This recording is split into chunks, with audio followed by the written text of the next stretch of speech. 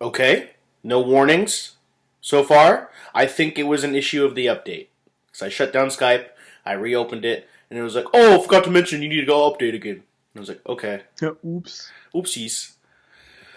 Um, yeah, so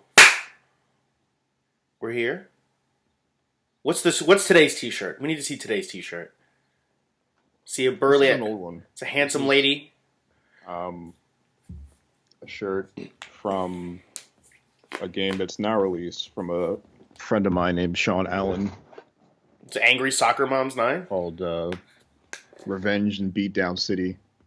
Okay. It is a side scroller that is half like River City Ransom, but also kind of like an RPG. Okay. So instead of just running up and pushing a button and punching someone in the face, you run up and like it opens a menu and you use you pick the attacks you can use, and they all have like a cost, and those attacks do things outside of damage, so you kind of have to like strategically punch people in the face. Oh. And why does she have Diana Ross's haircut? Because Diana Ross is a goat. Fair enough. That's all the explanation that I needed. Is she literally, got to clarify, is she literally a goat, or just for journalism's sake? Last I checked, no, but... What happened to your screen? I'm coming back. Oh, you sharing something? No. Just see a circle and it's pulsating. Now you're upside down. Okay, there we go. Back like we never left. Mm-hmm. So a lot is transpired. A lot is vampired. A lot is vampired. Abraham, you know what I watched last weekend? I forgot that slapped. Abraham Lincoln the Vampire Hunter. You ever see that shit? Oh, God. That shit fucking slapped. So here's the thing: the book is actually good. There's a book. There's a fucking book. It's based on a book. I don't want to hear that. I don't want to hear that someone wrote a book about that. It's in the same vein of like Pride and Prejudice and Zombies, where it's just like amazing. They rewrite these old classics. But this isn't. Clearly, it wasn't an old classic, but it's like Abraham Lincoln wrote an autobiography. Gotcha. But in the middle of all the shit we know, he was hunting vampires. Facts. I love that, like, sprinkled out throughout the whole movie is just like anti-racism propaganda. It's like, see, black and white can be together during slave times. Look at this black slave who is no longer a slave. He hunts vampires with me, a white man. Right. I still love that the vampires is like still the worst issue, but racism is still bogging the whole operation down. And really, it's the vampires' fault because they're the real racists, not normal ass white people. Right. It's not white people, so it's like it's a regular edged sword. I can't say double edged. Yeah, it's kind of just a sword. It's a regular. It's just a sword. On one edge of the sword, it's racism being created by the vampires, and the other edge, it's white people who never did anything wrong. It's really just the vampires, so which we all can get. The vampires made us racist, really. It's rewritten by MAGA. This is a MAGA revisionist history. I think that's what they mean when they're like, black people wasn't all that bad. The vampires, though, that was a different story. The vampires were out here making everything worse. I think they believe the Confederacy was backed by the vampires this whole time. It's just vampires, the whole time. They're trying to make us look bad. We were trying to stop the vampires, the Confederacy. Fuckers. We had to infiltrate the vampires. We had to be one with them. We had to be one of the vamps. To take them down from the inside. So you guys love Blade then, right? Well, let's not get too crazy. Calm down. Not that vampire hunter. He had a criminal. It's not the Muslim guy. He evaded his taxes. Okay, so he's a career criminal. I would have loved for them to just go on that long... It's a career criminal. Like they did with George Floyd. He was like, well, he was on heroin and everything, and he had a criminal record, so he deserved to die. Like, they're going to do the same thing with Blade. Oh, yeah, true. He had fangs, so clearly he wasn't going to do with them. Yeah, exactly. Lord knows how many people he's bitten. Honestly, it might be the reason we have the coronavirus. Blade is blamed for the coronavirus. There's a Blade movie coming out, I think, right? I don't know if I think it's a movie. I'm pretty sure it's a movie. I think it's unclear whether it's coming to theater or just like Disney Plus. Oh. But it does star the guy from True Oscar-winning actor Mahershala Ali. Yeah, that guy slaps. Who's like, I'll be Blade. Yeah, I was like, that's like, I'll just be Blade now. Yeah, I was like, I wasn't upset, but I was like, don't you think this is a little bit below you, Mahershala, to be Blade? He's like, nah. Nope. He's ready Trying to be for. played. He did the what's his name, Donnie Darko situation where he did Nightcrawler and then was like, all right, I'll do Prince of Persia now. Right. What was that other guy that the guy from Star Wars? I was like, he's like, I know it's weird. And then everyone was like, what's your dream role? He's like, I know it's weird. Out of nowhere, he's like, Metal Gear Solid. I want to be Solid Snake, and now he has it. so you just gotta feel it sometimes. I love that actors love to be in these nerd Joseph roles. Gordon-Levitt was Cobra Commander in that first G.I. Joe movie. That's hilarious because for no reason. Mask on. Doesn't he have a mask on the whole time? Eventually, I think he's Soldier Guy and turns into Cobra Commander. Soldier Guy. Yeah, it's the next level of Soldier Boy. That's the next evolution. Soldier Guy. Soldier Boy is the first stage evolution to Soldier Guy. Soldier Guy's stage 2. Okay. All right. So a lot of back to what my original point. Fucking vampire tangent. A lot has transpired this week, or the last couple of weeks. So TJ Dillashaw got cut open, so he's pulled from tonight's card, basically making this card destitute in nothing. And then the next thing that you would love to have after that would be like, oh, well, obviously Diego Sanchez and Donald Cerrone is going to be the head. Wrong. Fabia fucks it up for everybody. Sanchez is out of the UFC. Probably the best thing for Sanchez's career, to be honest with you, though, because he's probably going to get head kicks into oblivion. I'm going to say this right now. Fabia did not fuck this up for everybody. Fabia saved Diego Sanchez's life. Okay, so you're saying it was intentional? I'm not saying it's intentional. It definitely wasn't intentional. Right. But it's just a happy accident that now Diego Sanchez can just not get punched to a CTE corona numbness where he just kind of lives in a different dimension because he clearly does. Yeah. And Donald Cerrone, who at this point is just going to kill whatever's in front of him, or just not show, or wish he was mountain climbing and get knocked out in the first round. Right. And that's just the life he's living for the rest of his life. Right. And I don't want that for Diego Sanchez. And it's not like Cerrone's skills have deteriorated. It's just the guys that he's gone against are just like the top 5 guys. So. Yeah. The problem is when he hits the top 5, he's not interested. Yeah. So, I mean, like, we knew what was going to happen. Although we were hopeful that Sanchez would come out there and do the death touch, which is something that Fabia did roll out on Cerrone at a bar. They got into a bar fight, and he tried to death touch Cerrone, and guess what? Didn't work, so I guess he doesn't know it. I guess he truly doesn't know it, unless he, like... I would like to see what his reasoning is behind it. He's like, he did the Usman approach. I only used 30% of my strength on the death touch, which is why he didn't die. He didn't channel his chi first or something. I don't know. I haven't watched that full explanation from Cerrone, but I'm excited because after this I'm going to go to the gym. But I would love to see what transpired in those events because apparently Diego Sanchez's Instagram has been going buck wild with the direct messages, and he's just been like harassing people. It's probably not Diego Sanchez. It's probably Fabia who's got control of his social media because he's a part of this weird cult now. Cult of awareness. Yeah. He was harassing Dana Cormier. He was harassing Ariel Helwani. He was harassing Donald Cerrone. Anyone who called him Instagram. A fucking weirdo, basically. Yeah. Anyone that verbally assaulted him.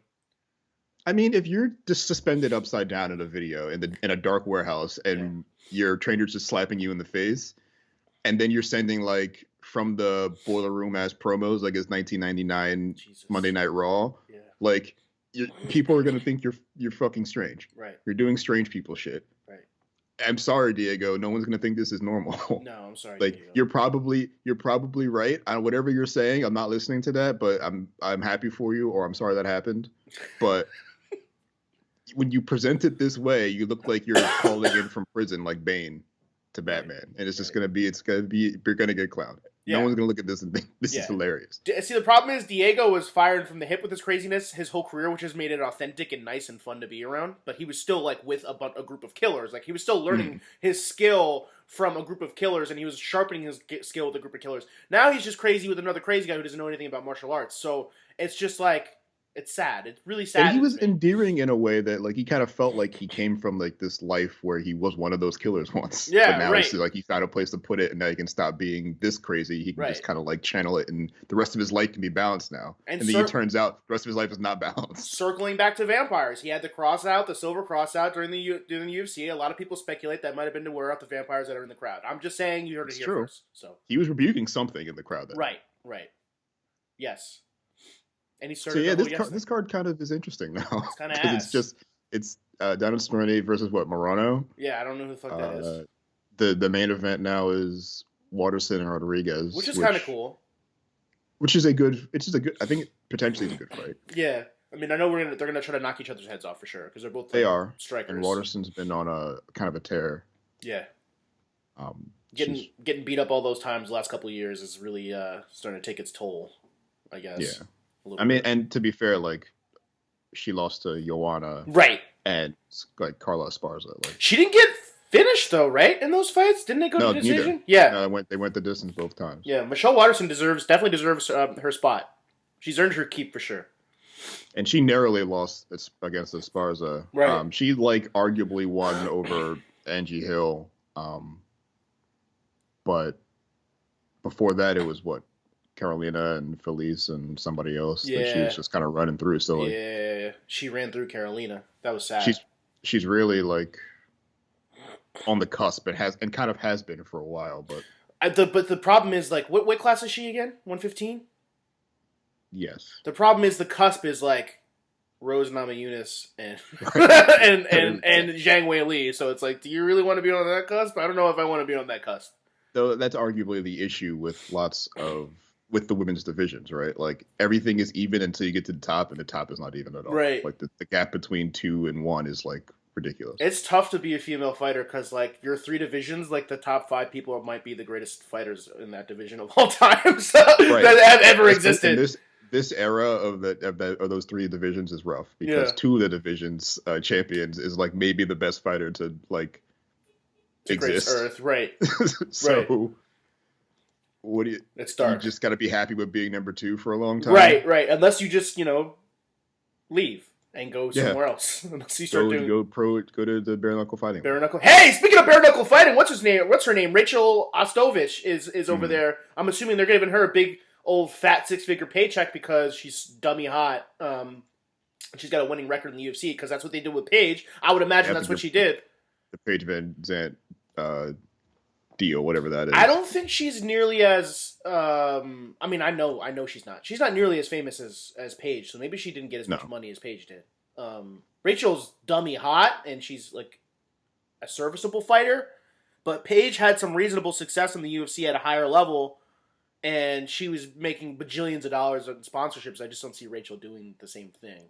I would argue that a lot of Paige's success was early.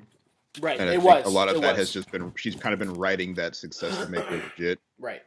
Since, and that isn't to say she isn't a legit fighter, but like if we're talking about winning making you legit, then I mean, their last 4 or 5 fights, they kind of have the same record. So right, they've kind of been the same fighter for the past 5 years. I'm just talking in terms of like, but yeah, as far as like worth value, as far as branding or whatever, right. Paige is like, because I think shoulders above that. But. And I only really part of that is because of the amount of time. I don't think Rachel's been fighting as long as Paige has been fighting. I think Rachel's only been fighting for 5-6 years. Paige is fighting for almost a decade now, right? Since 2012, I think. Yeah. So. But I think it's and I mean I read, I think I want to say 2 weeks ago they did like the pay-per-view buys apparently for Paige's first card they weren't great. Stellar. Yeah, so that means they're definitely going to dumb down the next contracts of people they pull over from the UFC. So all right, we just wasted. They might have overshot what they were expecting there. Right. They overshot how much people wanted to see her titties bounce around, for sure. Yeah, and I think that unfortunately, and this is like the entire complex of trying to be a brand that like crosses over places is like you think you're bringing your audience everywhere you go, but that's not really true. Even when your audience are fight fans, those same fight fans aren't going everywhere you fight. Right. And maybe I don't know if that would be the same thing if she went to Bellator versus going to the bare knuckle fighting league, because they just have different core fan bases, and one Yeah. sees, from a distance, from a top down, the bare knuckle fight league just looks more like low budget than Bellator. Well, it's produced pretty well, but the problem lies in a few places, in my opinion. In the first place, which I think is the biggest thing, is like the marketability of bare knuckle fighting. As much as I love it, and a lot of the crossover UFC fans love the bare knuckle fighting, it's still super niche. It's the niche within the niche. So it's very. I haven't seen any commercials for it. I haven't seen any promotions for it, and my shit is geared towards fighting. I've seen it on like YouTube, right? But even then, it's like, I don't know if this is something that they're promoting around big events or it's just something I see all the time. Right. I don't know when I see them. Like, I don't correlate me seeing this with something coming up soon. Right. I don't know what the percentage of UFC or MMA fans watch that. There is clearly a percentage, but when you think of if 100% of MMA fans exist and like 10% of them watch bare knuckle fighting, how many of those MMA fans were Paige Van Zandt fans who are then going to follow her there? Right. Far smaller. Right. And I don't know what that math is. And no one did, I think. Right. But the entire game for Paige was like to oversell that this exists, because she can then look at her IG followers and her like OnlyFans followers and say whatever, like look at all these other people who might come see me. Do you think it was more of a blunder on their behalf, or was like, hey, maybe this will make headlines, how big this figure is, we'll start attracting other talent, like other female talent to come here? I wonder, because in the article I read, they didn't really give many references to other like events. So I don't know what those numbers did based on like the best numbers they've ever done. Right. Or what their average numbers are. Like those could have just been their average numbers, and maybe they were expecting them not to be because they had this big star on the card. I would have to imagine the biggest one that they did was Artem versus Paulo Malignaggi. I would have to imagine that was the biggest one. That's the one I remember hearing about. And that's the one I was talking about. As far as like marketability, that fight was like a big deal because it was the boxing crossover with Artem the GOAT, who's got the crossover with Conor McGregor, so you're getting a little bit of rub there from the straight blast jam. And he kind of been a meme to the hardcore fans, right? Who are gonna use the meme sort of cycle to be its own advertising cycle. Right. The only meme for Paige is that she's got fake tits now. Right. And I love her as a fighter. Like I think she's a good fighter, but that's not why people are paying attention. And the problem with her is that I think for too long people have not associated her with fighting. Right. Even though she's been an active fighter for years. Right. How many people associate at this point, because she's spent so much time doing other stuff. Well, she was in Dancing with the Stars. She was she's been doing all this other advertisement, like talk show stuff. Like, how many people even remember or know that she still does that? Right. The time to have done bare knuckle boxing was like after Dancing with the Stars, like right after, because they would have rode that wave. You would have got that intrigue but she had that's a part of that's not even her fault though, because I think she broke her wrist or something, her arm, and she'd take like a year or 2 years off, if I remember correctly, something like that, maybe a year, because she had to get surgery. It was long enough where she had missed like she had lost, broken her arm, and there was this whole story about her coming back, and the comeback wasn't perfect. Yeah. And then the whole like Dana's being like, maybe this isn't for you. Right. Kind of conversation started really. Because she was making comments like, I make more money, getting sponsored on Instagram than I do in the UFC, and Dana was like, okay, then leave. Like then you can go. So it's been so Rachel Ostovich is over. I mean, that wasn't something that I written down. It's just something we had crossed over. But how do you think Rachel's going to do? I don't remember her stand-up being all that great, but no. Here's the thing. This is the one thing that I'll give bare knuckle fighting, like the women's fighters. They're usually pretty technical strikers, like as far as like good boxing goes. So I don't really remember watching Rachel and being like, wow, she's like when I watch Paige, I'm like, she's actually a pretty decent boxer. Like I can see her like putting on a clinic, but watching Rachel, I mean, I think she was like mostly a grappler if I remember. She was. I know she's a judo practitioner. I don't think she's like very high belted. Yeah. But her entire game was always like pocket punching to throw and submit, right? Like she has like one very significant TKO win. But that was like amateur, and everything else has always been decision or like an armbar or something. Right. So like, I don't think anyone associated her with standing and banging. Business-wise, it makes sense because they're going to give her a solid payday to take a few fights. But I don't know what that means past that. I mean, because if she gets tattered and all crazy in her first fight, then she's got to finish her contract or retire if she doesn't want to go back out there. I don't know what's next for Rachel. Is she willing to stay here in bare knuckle fighting for a certain amount of time? Like, how long is she willing to? Because this is the part of the game that people talk about where it's like, you know, maybe you need to start looking at those other options because this is like of the industries, this is one of the more brutal ones because you can take a really serious beating to the face with the bare bone on face. And she makes a lot of her money off of the way she looks. You know, I don't want to minimize her skill and her ability, but that is the reality of her situation right now. That's the reason why she's got so many sponsorships and eyes on her right now. It's not because she's a world champion fighter. I'm sure that's a calculation she's made. I think she'll always have a sort of place in her community because, you know, fighters from Hawaii almost always do. Yeah, like that's true. So long as you're a fighter in Hawaii, you're good, kind of. As long as you're in that network, right? Yeah. That's why BJ Penn fought for so long because no one could pull him out because he was already bona fide down there. So although, he was like a main man. Much like what's his name, Oscar De La Hoya, cocaine drives a lot of those outbursts. Of those friends away. Yeah. Yeah.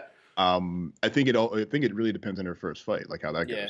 I'm interested. I'm interested intrigued too because I think, you know, someone who hasn't had their stand-up tested very well in MMA doesn't mean they don't have it. Right. Because there's so many things to think about. Like maybe she just isn't very good at standing and never really like committed to it because that's only a facet. Someone could shoot for doubles and then who cares about your stand-up? Right. Here, that's not going to be the case. So I imagine she's going to be like, she's supposed to do like debut in July or something. Yeah, I think so. So I can't imagine, you know, whatever her 10-week looks like doesn't involve a whole lot of stand-up. I would imagine as well. I don't know who she's fighting. I don't think that's been announced yet. Or if anything's even been signed yet. But I don't think it'll even matter unless it's another big name person just like herself. Yeah. If she's going to be a nobody, then it's just going to be interesting for her because she's kind of a nobody too. So right. I think it's good to watch her have like a second phase right. of her career, if you will. Like it's kind of like a different career. She's kind of started from the bottom again. The only thing that I'll give its own benefits, I think. Right. I'm sorry. Go ahead. No, it's just come that like being able to everyone agree like we're all resetting and like this is another journey separate from this other one. Right. You rarely get to be. She looked lucky that there wasn't so much pressure to be whatever she was in the UFC. She can just leave that behind and be somebody else. Right. Right. And I think what other people like, you know, it's going to be because this is something that surprised Paulie when he first came here. I mean, I'm sure they read him the rule set when he went there, but that clinch is like there's no count for the clinch, so you could really hold someone there for a long time. So maybe that's something that benefits her. Or if she's expecting to go there to have a boxing match, maybe she gets gripped up and she doesn't know how to deal with it inside that well either, especially because she doesn't have a striking background. You know what I mean? I see a lot of people in the fucking bare. They like sneak like knees and elbows, it's elbows a lot. Yeah, yeah. They kind of like cover it with like transitioning and like pivoting, but the pivots hide the elbows all the time. Right. That hook, that like hooking, like you maybe hit a knuckle, but you definitely hit the elbow. But you definitely turn it over more than you normally would. It's very dirty. But that's what that's why the crossover for the UFC fans is there, because it's like you're like, I know what you're doing, you son of a bitch. Right. Like you're cutting that's people the game. Yeah. Speaking of transitions, though, we're going to see another transition soon. On June 10th, we're going to see Claressa Shields make her debut in the PFL. We're going to see her go, and I think this is for the 155-pound division for women, but they're going to start their Grand Prix for that belt. So she's going to kick off.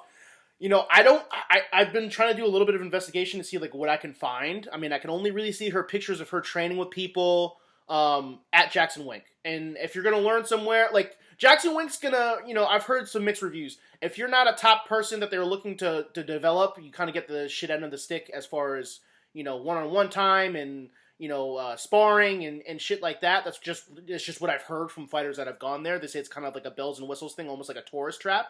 But if you are one of those team guys there, like John Jones, like Holly Holm, and now they brought in Claressa Shields, it seems that they took a lot of their expertise and their time into teaching you how to fight. So she's in the right place, but I'm watching her hit the bag and I'm watching her hit the pads. Her hands look good. Obvious, she's fucking Olympic boxer. WBO champion. Right. His hand looked good. Hands look good. It's just the kicks that are a little suspect. But and again, it's not me minimizing her ability. Like learning how to kick is very difficult. And for the amount of time that she's only had under a year, and COVID happened, so I don't even know how much training she's really had doing kickboxing alone. I would like to see some grappling. I would like to see I would like to see how she does on the floor, because right now I've only seen that she knows how to do a rear naked choke if she knows how to get there. So there's a lot of question marks out there, and that's one of the big reasons why I want to tune into this fight, because I want to see if she can put it together. I want to see if that Olympic mind with that high fight IQ can go out there and put it all together with it's like one of the best experiments. You get a Olympic level athlete, you put him in one of the best gyms in America, and you see if they pick up the skills and it can transition over into the sport. This is a very good, like you said, this is a very good experiment to see just how important fight camps are, or fight teams are. Right. Because a lot of the big names, especially at a Wink, so like, Overeem, who spent some time there, right. John Jones, Holly Holm are already vetted. George St. Pierre was there for a little bit. Frank Mir came out of there. BJ Penn came out of there. Rashad Evans came out of there. Like Nate Marquardt, Clay Guida. Like, we know these people. They were kind of already rough and tough when we met them. Yeah. It's interesting. It'll be interesting to see if you can turn someone like this into someone like that. Right. And this is one of those rare times we get to see it happen. They did it with Holm. Holm was a world champion boxer, yeah, world champion kickboxer. Transitioned from kickboxing to a very good MMA fighter. Not much of a wrestler, but they figured out how to make her kickboxing work for her in MMA, which means learn to shoot or learn to sprawl a lot, right? And learn to keep your distance a lot. And I think that's the lesson Claressa Shields is probably learning some version of. Right. And they're about the same size. Claressa might be a little bit bigger in terms of weight, but Holly, I mean, I really haven't seen that many people take down Holly Holm. It's only really been like the top 3 people, like Amanda, Misha Tate. Yeah, it was Misha, it was Nunes, but I think they just took her down kind of just by being bigger than her and just pushing her around. And also knocking the brains out of her head. Yeah, that's an easy way to take someone. Yeah. And I guess, what's her name? No, I guess Ronda didn't even really get an opportunity. Couldn't even get in. She tried, but yeah, it didn't really work out. But, they're probably going to get her with some sort of QAnon brainwash and make her a superstar. QAnon That's what they do over there. Everyone's got to believe in QAnon. Remember when John Jones was trying to hop onto the Black Lives Matter bandwagon because he was inside of Old Navy and saw a negro in Spanish, and never mind that he lives in fucking Albuquerque, New Mexico, but he was like, I can't believe they would name these jeans Negro. Not joking. Not in front of my kids. Not in front of my Negroes. kids. Yeah. Can you believe this? And the kids are like, they're trying to shield their face. Like, don't include me in this. I'm not your daughter right now. I've been to public school, so I know my dad's fucking retarded. That was the most embarrassing thing that their father has done, and there has been a lot of embarrassing. And there's been a lot. He's punched strippers. Right. He hit a pregnant lady with his car. Broke her arm. But for some reason, he's like, I need to do this for my kids. Right. My wife, she's here. She's white. I'm going to make her feel uncomfortable about this, but not in the way I think I'm going to. Right. In a completely different, way worse way. Right. Black Twitter cooked him because he went right back to the Blue Lives Matter thing not too long after Immediately. that. He's like, let me go back to my militia then, because not accepted here. Are not my people. y'all with me? How dare you not be outraged by bilingualism? You wasn't with me shooting in the gym? Fucking John Jones, goddammit. I'm very excited to see what happens with Claressa Shields because that's a debut I'm very excited for because I think she has a super huge upside. Right. To use a cliche sort of thing, but I am very interested to see to watch it happen again, to see if you can make another world champion from one sport into another sport. And the upside is the also intriguing thing to me, too, because if she wins that fight, right, like she gets a spectacular win, she gets all these eyes on her, right? Now all the eyes are on the PFL. Number one, the PFL is like, we fucking just made $1 million baby. Like, you know, like we just made a fucking superstar because she went out there and she's an Olympic champ and she's got America behind her now and she KO'd this girl, right? Let's say that happens, right? Then she progresses into the levels of the, I guess it's like a playoff bracket kind of deal. She goes Some up sort of play-in thing, yeah. Right. I think you have to get a certain amount of points to move up, right? So she gets the spectacular finish, or she wins, or however she wins. Well, however she wins, whatever. She wins, right? Now, I'm interested to see what happens next. I want to see the next person that she's going to fight. Because eventually, at the end of the road, if she's more successful, she's going to fight Kayla Harris, which is what I ultimately want to see. I want to see someone go out there and fight Kayla Harris.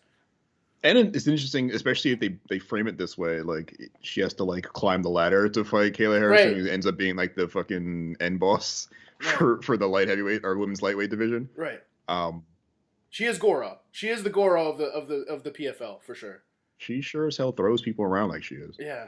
And I'm just excited to just conceptualize the suits Recife will wear during those events, because once he starts making real money with this, I feel like he's going to lose his mind. Fair. Yeah, so we got Claressa there, and then we could just talk a little bit about TJ Dillashaw getting cut all open all crazy.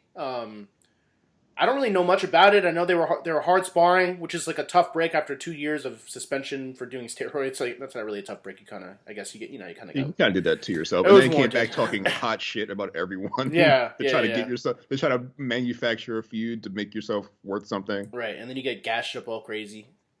Well, tell me how you felt about that matchup between Sandhagen and Dillashaw. I mean, Sandhagen has been on a tear recently after getting choked all crazy by Aljamain Sterling. Shouts out to the tri-state area guy. I think he's leaving the tri-state though, because I think he's done with Sarah. Got the belt now, so he's got to skate. No, well, because he was getting. I mean, like, you remember, like, obviously before that knee, he was getting beat the fuck up, like, badly. Mm-hmm. So I think he was a little not happy with the way how things went.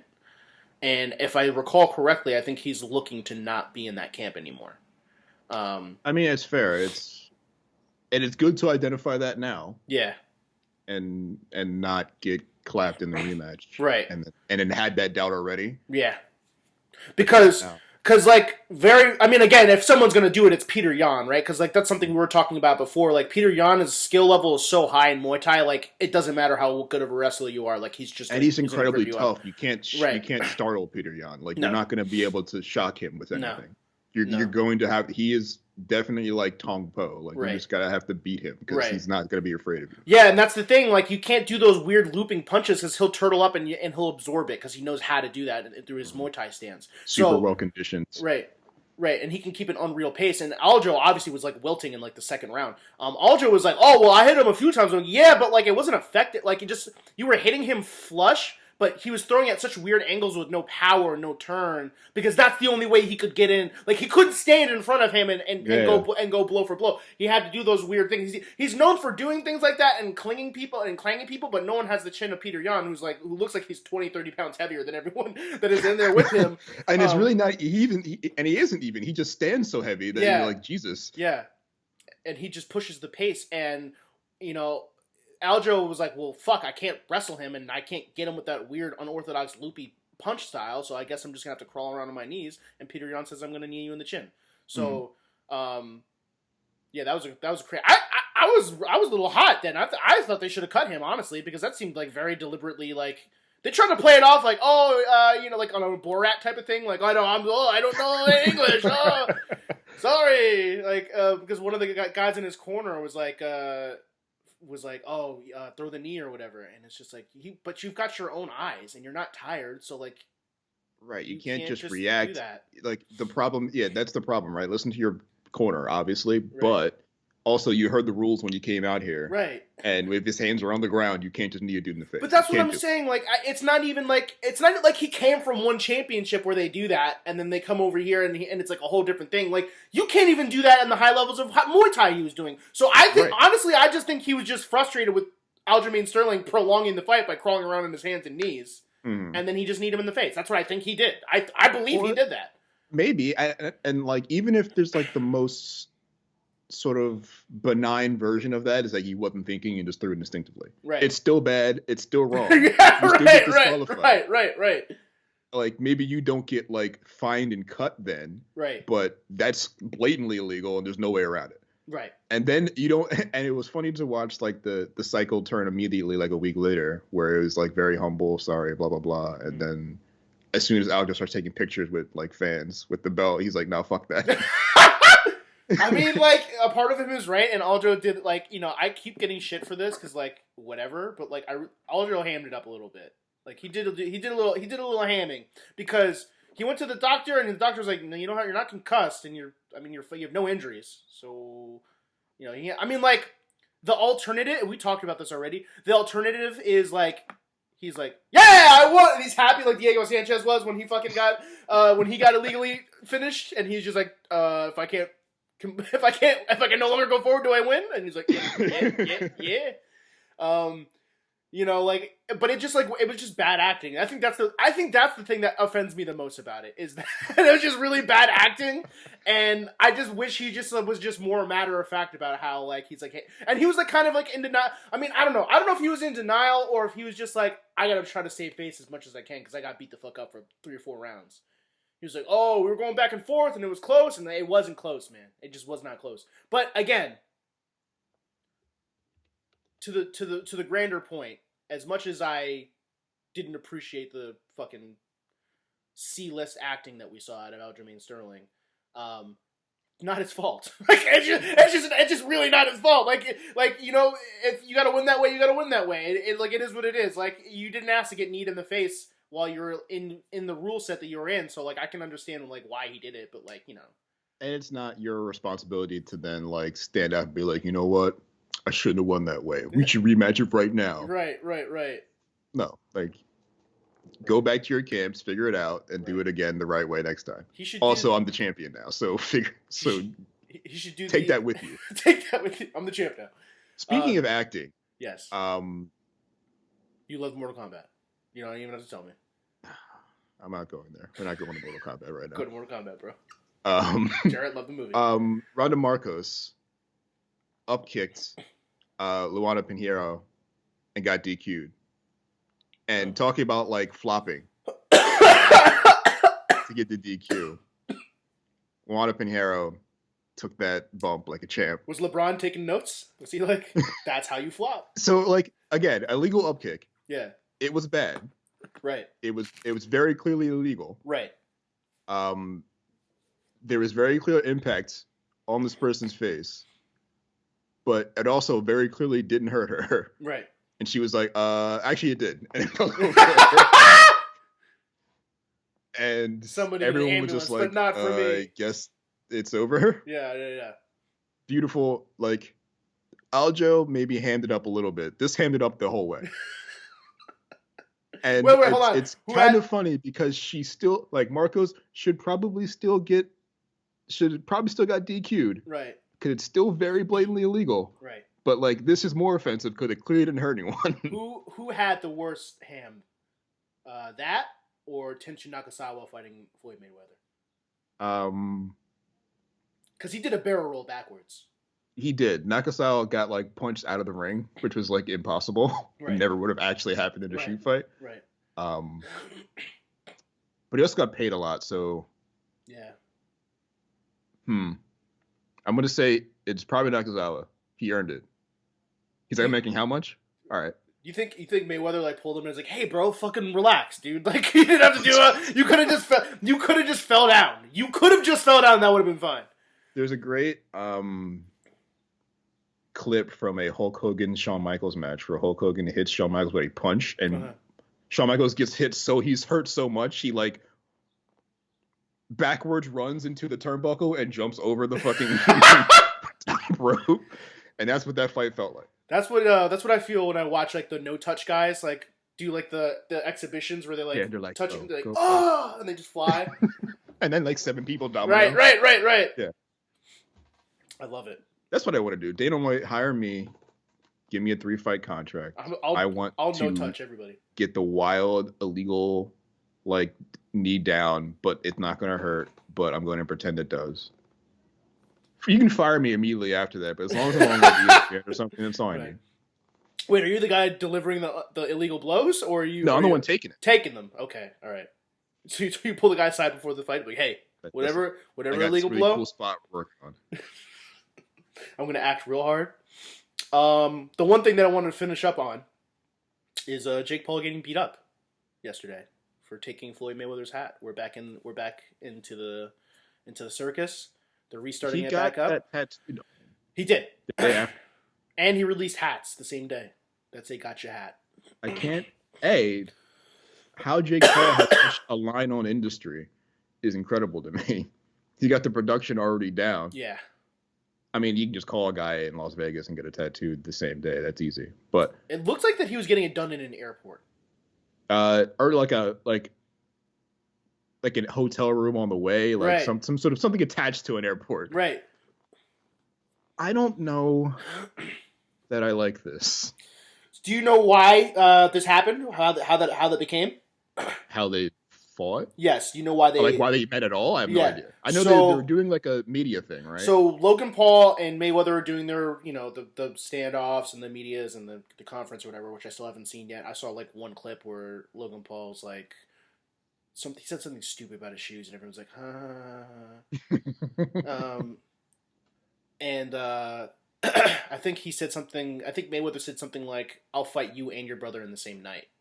So Jake Paul in the crowd was like, "Perfect. Oh, right. That's exactly what I wanted to hear."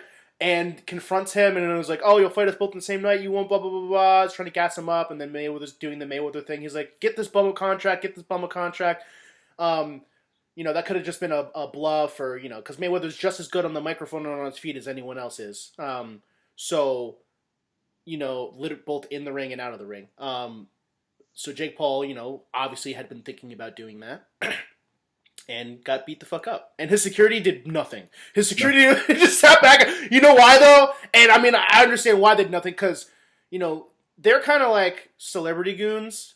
You know what I mean? Like the one guy is an actual boxer, or the guy that challenged Tyron Woodley in the locker room. He's like an actual boxer, but everyone else is just like paid.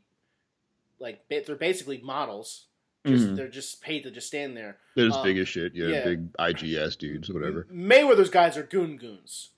They came straight from like a Las Vegas strip club, right? To like, right. Go punch dudes in the face for him. Yeah, because Mayweather's been doing what Jake Paul's been doing for like the last 25 years. So he needs people. He needs real murderers that will. Yes, because he has real enemies. Right, he's very real enemies that he needs protection from.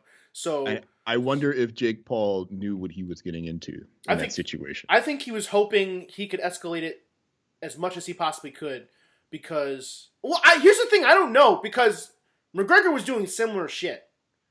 And it never got that bad. But McGregor wasn't touching Floyd Mayweather. He did. He rubbed the top of his head. Well, he did rub the top of his head. Disrespectful. Disrespectful, but I think the difference is I think they both knew the game. Right. I think they were both there to do that. Right. He didn't have any meetings with Jake Paul. He just showed up. Yeah. Jake Paul just showed up, got in his face, took something from him. Right. And he had to get him got. Right. I don't know that this then turns into a double feature of Jake Paul and Logan Paul both getting beat up. Well, I can see Mayweather turning around and being like, "Well, if he's disrespectful, why would I ever give him an anything?" Yeah, it'd be the exact opposite. You're never fighting. Right. Maybe a one-on-one. And maybe that's what Jake Paul was thinking of for the future. He's like, maybe he's not going to give me that double header, and it's too short notice for that double header because he had previously said that he's going to take time off or whatever the fuck that means. It's not like he's sustained any injuries at all in the last fights that he's been, so I don't know what that means. But Triller did just like make mad money. I forget how did they buy? Are they going public or something? Triller did go public. That Jake Paul right fight, before that fight, right? And they sold a bunch of was it EFTs? What the fuck NFTs? is EFTs? Like a fucking like I don't know what the fuck that is. ESP is an electronic funds transfer. Oh yeah.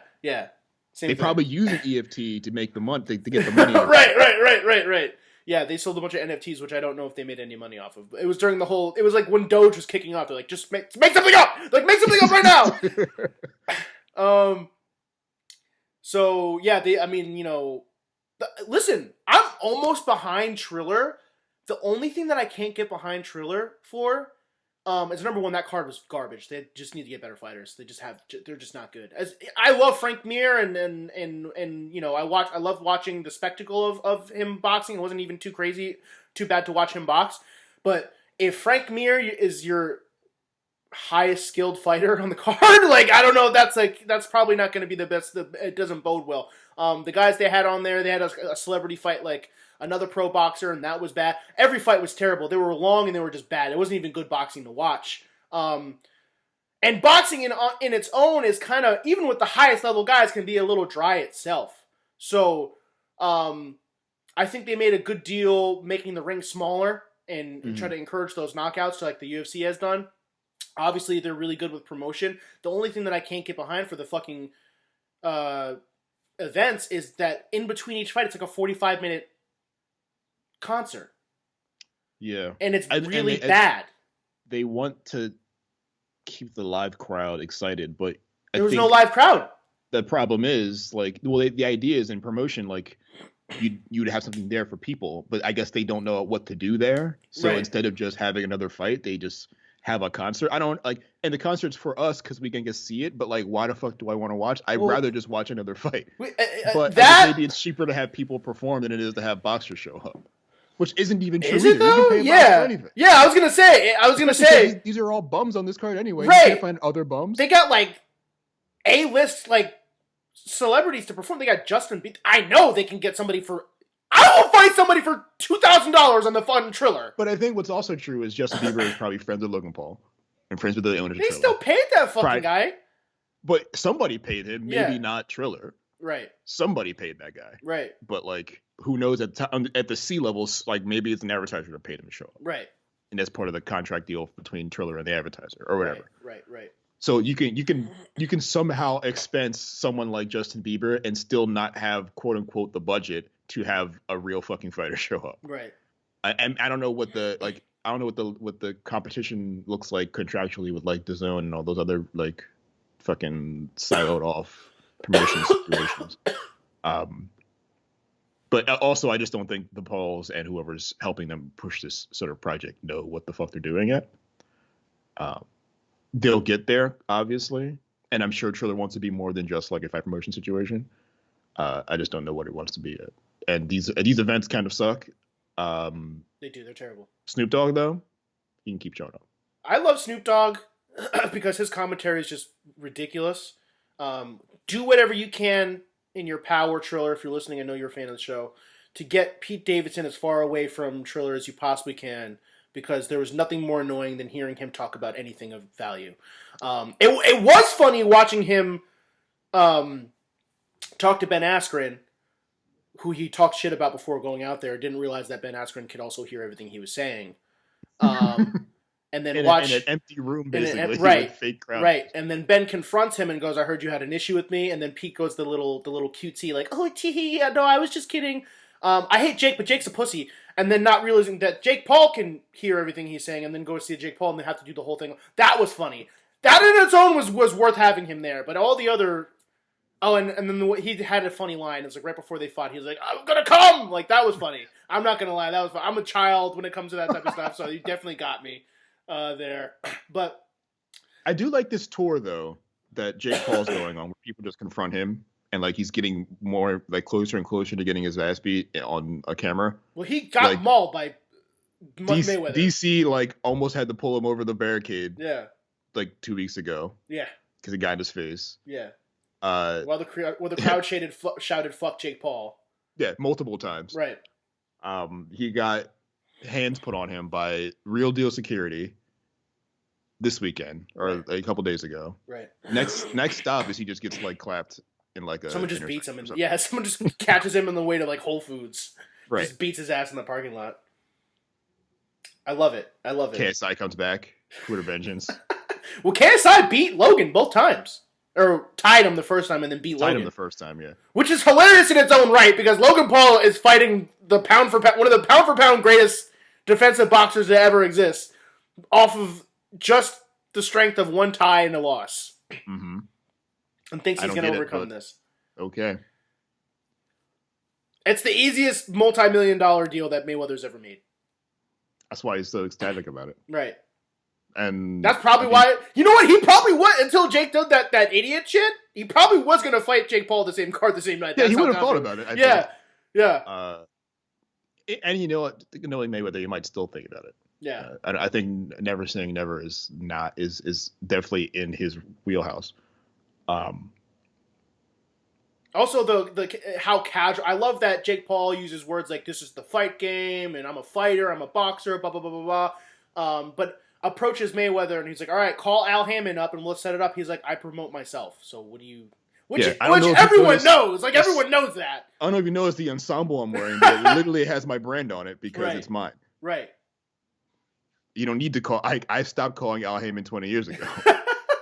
If you watch TV, you would know that at this stage. Al Hammond calls me for his boxers so that we can set something up. Exactly. Oh, Canelo fights today. He fights somebody. Fuck, who does he fight today? Canelo fights somebody. Someone good. I'm gonna be checking it out tonight because I'm not watching. Saunders, maybe. Saunders. Yeah, Billy Joe Saunders. He fights Billy Joe Saunders, who's coming off like a little bit of a hiatus, right? Mm-hmm. How many years? I think it's just one, actually. Just one? No, it's longer. Hold on, let me. Bilson Joseph Saunders. I love the hacker man pose he took just to get that in there. Mm-hmm. Bill, you can't put Bilson because it's not his real name. It's not his real name at all. Turns out you can't look up a dude by his fake name. You have to slave put his name. You got to put his government name in there. Oops. He hasn't fought since. It's just been a year. Last year. Okay. I didn't remember if he fought Murray. I thought he fought Murray in 2019, but it was actually ended 2020. Okay. So, I mean, people say ring rust is a thing. A year is not too bad of a deal for me, especially if you've been sparring and a little bit active. But it's different than fighting in front of a crowd. So I guess we'll see, And it's also Canelo Alvarez. Yeah, which is terrifying. It doesn't matter how long you've been fighting, honestly. Yeah. Like, Alvarez is kind of a scary fight for everyone, except maybe Floyd Mayweather. But even then, he was probably very scared about Alvarez, especially when that fight went. Yeah, even that fight was structured in Mayweather's favor too, because he's sucking down to like 147 or 140 or something. That wasn't at his typical weight class. Because he looked like he had AIDS at that weigh-in. Was that? I think it was like one of those super middleweight things where he's like, you have to be on the dot. There is no variance. Right, right. There's no pound over or under. The weight differential between Floyd and Logan for this upcoming fight seems interesting. And it almost kind of like makes you wonder, like, is there anything? Well, no, it's just Logan's skills it's just not good. Yeah, it isn't, and it's so sort of almost disrespectful that he's like, I don't give a fuck if you're 20 pounds heavier than me. In fact, you can't weigh more than 180, and I can't weigh more than 160, and I'll still beat the shit out of you. Right. I think Jake Paul is more interesting as a fight because he's got decent skill. Decent skill. They're relatively the same size. Yeah. I think the problem is Floyd probably knows that. Yeah, I mean, like Floyd is fought Canelo Alvarez, so like, you know what I mean? And by the way, all the big boxers are like, that's my favorite thing about the Paul brothers. Is like, oh, everyone's avoiding us. Like, no, they openly invite you to their gym to fight every day. So, no, yeah. You don't have to Google look on Twitter very long to find a fighter trying to fight you. Canelo's like, he gave an open invitation to the Paul brothers to do a close sparring session any day of the week. Yep. You don't even tell anyone about it. You can just show up. There hasn't have to be cameras. Like, I'll just show you what it's like to fight a high level person, which is like a dream for a lot of people. Honestly, like if Logan or if Jake specifically was serious about this, he would probably just do it. Go get his ass beat. Yeah, and then just pump himself a little bit, and then you might be able to make some friends here. Right. They would respect him more. Yeah. He would probably learn some shit. Probably have to go to the hospital. Maybe a ruptured spleen or two. Let's see, what else? That was it. I think that was the only thing that I had left.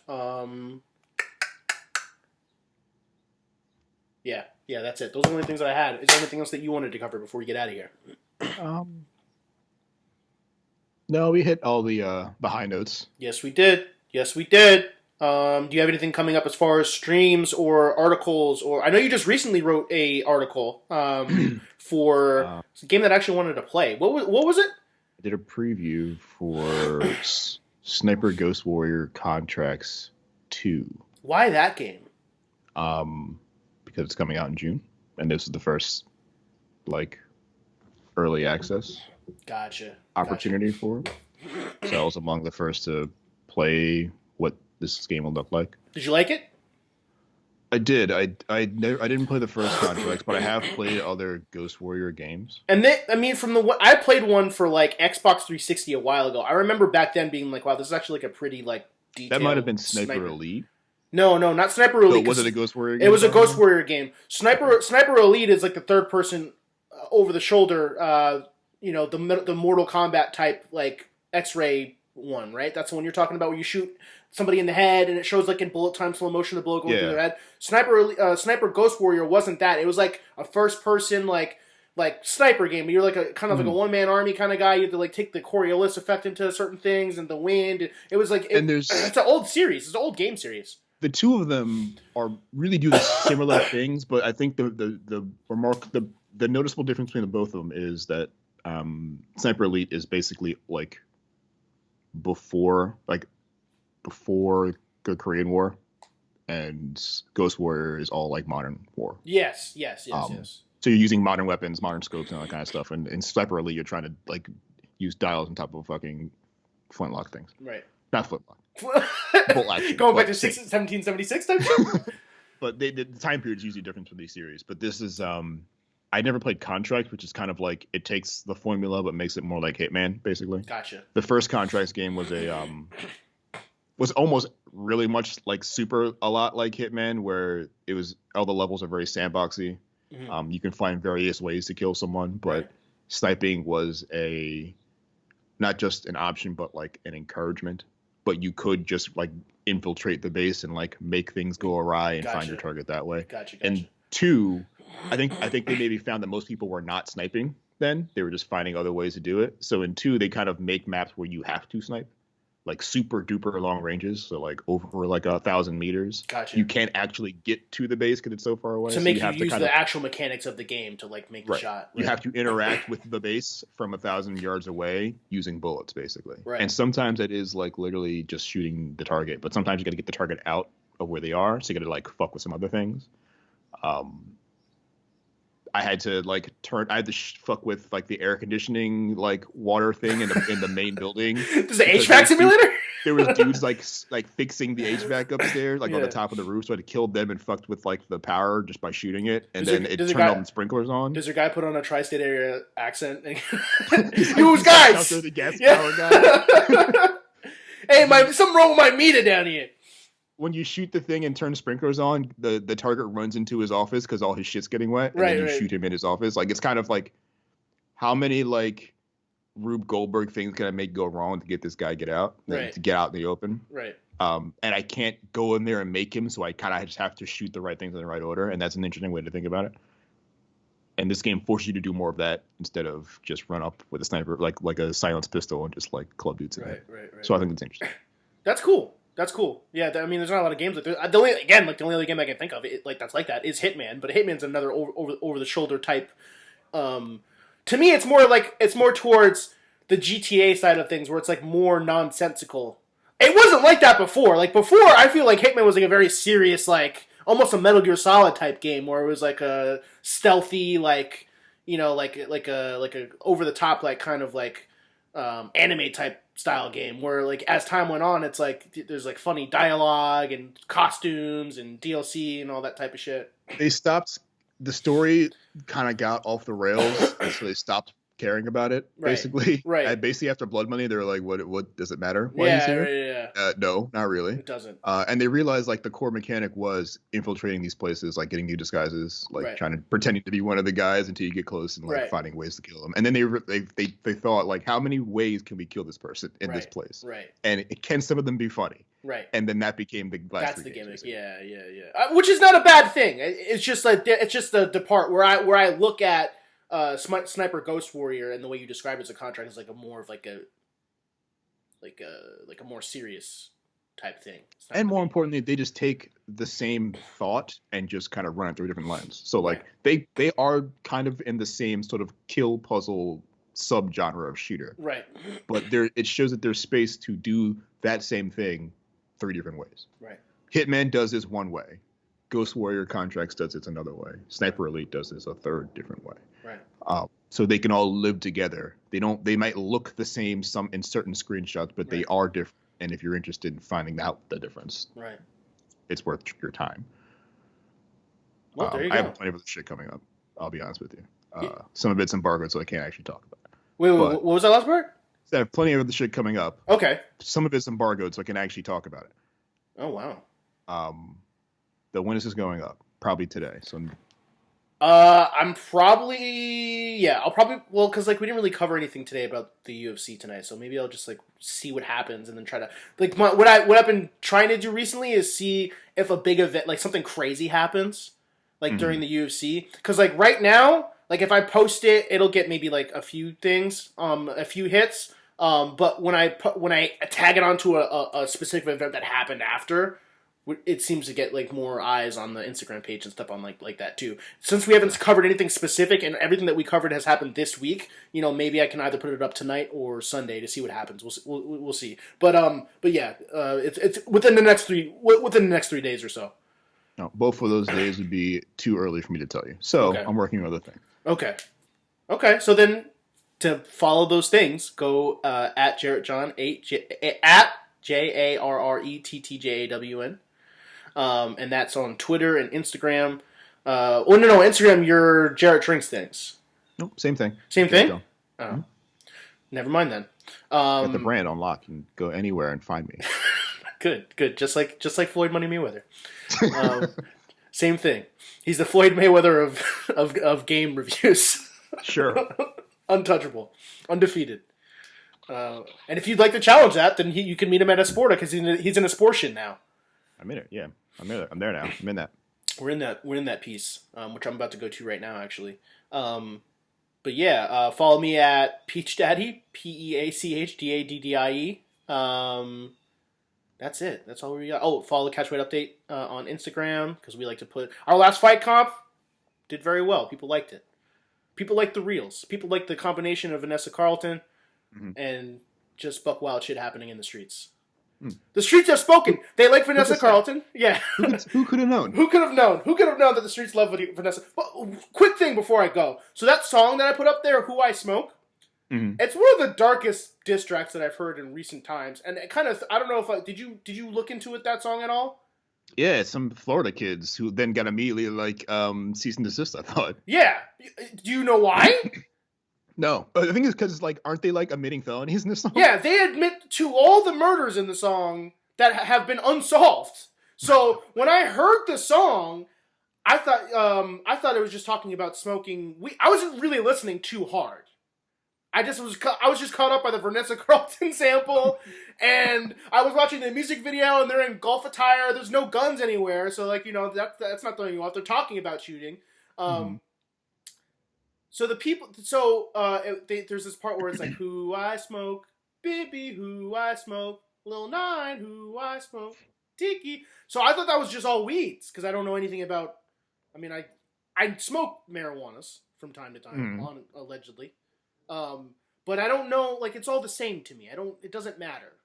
You know, I'm not like an IPA guy for marijuana. Like, I won't be able to look at it and tell you like, you know how many hops are in it. Like, I'm not that guy. So I just assumed that was just names of marijuanas. Those are names of people that were murdered in the town they lived in that were unsolved. And the youngest one was like 15, 16 years old. It's the most, I read the words, it's the most disrespectful diss track of actual dead people that I've ever heard in my entire life. The one person, one of the lines was like, found out where he worked and clocked his ass out. That guy he was talking about was shot and murdered at an Amazon, outside of the Amazon facility. Very specific. I don't know if I'm... too specific. Yeah. I don't... Like, detectives are on their way. Yeah. Also, one of the dudes' names was Fast Money Goons, so that makes sense. Right. This all tracks. Yeah. Some people were really out there talking about... But did they not learn anything from Bobby Shmurda, who's just recently released? No, he's out now, so the last 10 years didn't exist. There's no statute of limitations on murder. Did anyone tell these guys? They need to get a legal team over there to the... No. Also, how old are they? They're probably 16. They're probably 16, 17 years old. Because they're up-and-comers. But, like, for how long? Because that sounds like they're about to be up-and-coming to jail. Because, like, what the fuck? You just admitted to 3 unsolved murders in the town you live in. And, to even further, one of the other guys, they put up, like, a mixtape of one of the guy, Bibby, the guy that, one of the 16-year-old that was murdered, and he was shot 40 times in his fucking apartment complex. He put his face on his album cover. That man's going to jail. They should? Not today, but soon. Maybe they won't because of all the protests that have been happening. They're just going to let it slide. George Floyd saved them from jail. Yeah, George Floyd saved them from jail. Shouts out to Derek Chauvin, who's going to jail. Yeah. For how long we'll see. For how long we do not know. But they've quelled... If that went the other way, they were going to burn the entire state down. As they should. At that point. What do you need? If Minnesota, you can't arrest the guy that was on tape for murder. You can't get that done. You got to go. We don't need like, you. all his homies were like, yeah, he did that. Yeah, all of them. I was there. He did that. His boss is like, yeah, he should have did that. Yeah. Cops from other places were like, nah, he probably shouldn't have done that, huh? Yeah. And a profession notorious for silence. Right. People just not speaking at all. Right. Would rather die before testify. Right. There are people on the stand being like, nah, he did that shit. He definitely fucked up, huh? Can't get behind that one. Maybe the other ones, but this one, pretty dead to rights. This was a bridge too far. Yeah. All right, that's it. That's how we end this podcast. George. Peace, love, and gap, y'all. See you later.